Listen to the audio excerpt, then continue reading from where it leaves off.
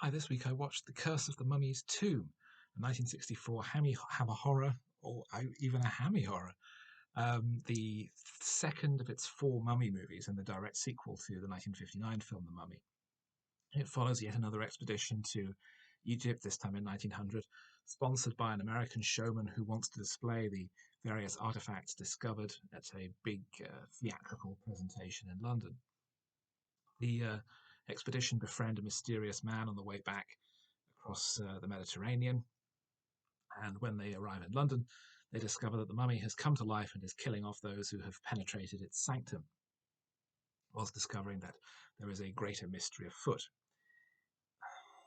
The problem with these films is that once the mummy comes back to life and starts killing people, there's very little to them.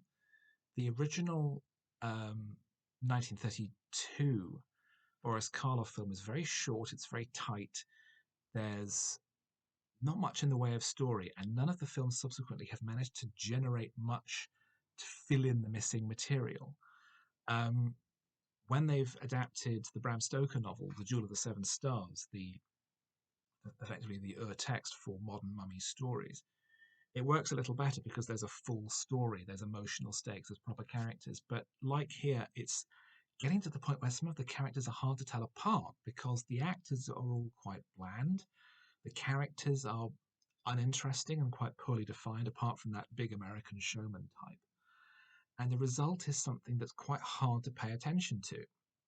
There are a number of interesting twists. The, the phony presentation of the mummy show is quite interesting and quite it's it would be meta if that level of thought had been put into it. The twist of who the mysterious man is quite interesting, and it gives the story a bit of a different flavour and separates it from the others. But ultimately, it's just another dull, rote mummy movie, and it was released in the bottom half of a double bill with The Gorgon, which I had imagined would have been in the bottom half of its own double bill, rather than being promoted as an A picture.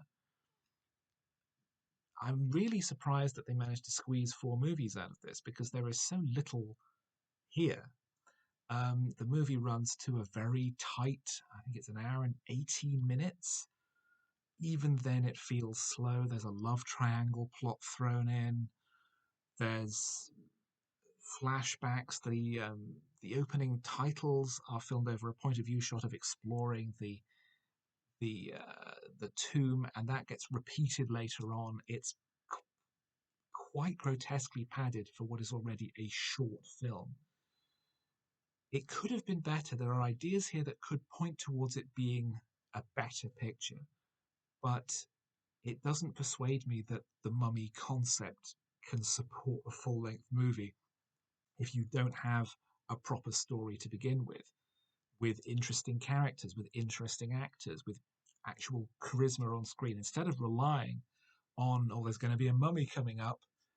And the mummy doesn't even come to life or even kill anybody until the movie's about three-quarters of the way through. Going in the opposite direction, of course, you get the Tom Cruise film, which is deranged and completely incomprehensible and very bad. But think of something better or don't do it at all.